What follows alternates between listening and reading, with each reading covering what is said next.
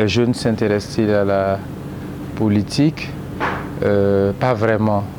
Pas vraiment. Et les jeunes s'intéressent aux questions politiques, mais ils ne s'intéressent pas véritablement à la politique. Ça peut s'expliquer parce que aujourd'hui l'arène politique ne présente pas de bons exemples. C'est certainement ce pourquoi les jeunes ne s'intéressent pas à la politique. Et il y a également le fait que nous avons une génération qui est fatiguée, mais qui se maintient toujours à l'arène du pouvoir, à l'arène de décision.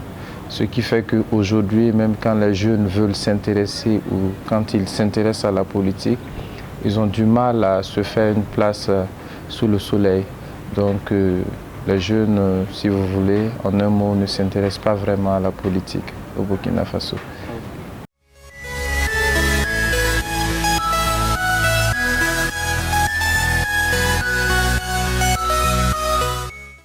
Pour accorder la confiance à un responsable politique, il faut d'abord regarder son vécu et les valeurs qu'il défend. Voilà, quelqu'un qui n'est pas exemplaire ne peut pas inspirer les jeunes.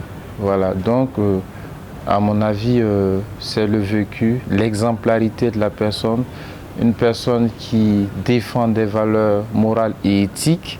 Les valeurs de notre société, surtout l'intégrité, sont des valeurs que nous pouvons regarder pour pouvoir donner notre confiance à un leader politique.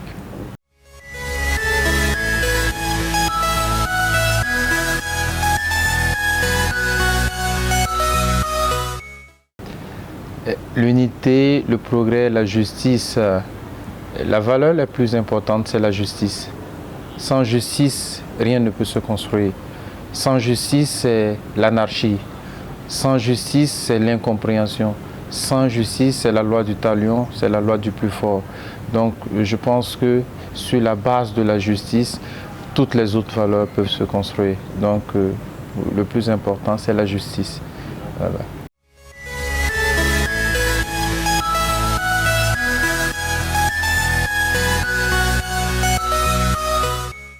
Les responsables politiques sont bien évidemment à l'écoute de la jeunesse. Et ce qu'il faut dire, c'est que nous avons autant de priorités au Burkina Faso et des priorités qui par moments s'entremêlent.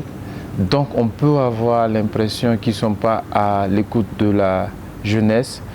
Voilà. Sinon, ils sont effectivement à l'écoute de la jeunesse, même s'ils prennent du temps pour trouver des solutions aux préoccupations de la jeunesse, ce qui s'explique d'ailleurs le manque de richesse à notre pays. Je dirais, le peu de richesse que nous avons fait que nous ne pouvons pas résoudre tous les défis en même temps. Donc, comme les difficultés tardent à trouver solution, effectivement, on peut être amené à penser que les responsables ne tiennent pas compte de la jeunesse, mais l'un dans l'autre, ils tiennent évidemment compte des préoccupations de la jeunesse. Le message que je peux donner à l'endroit de la jeunesse est que personne ne va développer notre pays à notre place.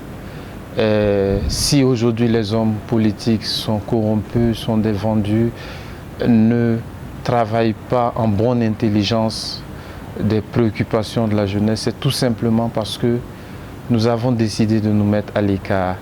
Plus vous vous mettez à l'écart, moins vous avez des hommes valeureux qui vont répondre à vos attentes.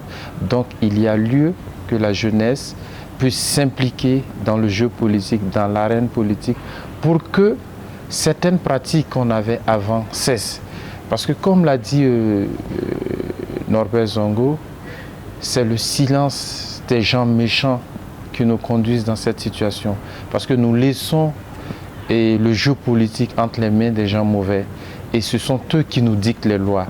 Donc il y a lieu effectivement que la jeunesse puisse s'imprégner et s'impliquer dans les questions de société, dans les questions politiques, pour que demain, nous puissions avoir notre avenir entre nos mains.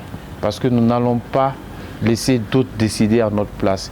Et malheureusement, les moins compétents et les plus corrompus décider à notre place. Donc il faut véritablement que la jeunesse s'implique pour son avenir et l'avenir radieux pour nos enfants.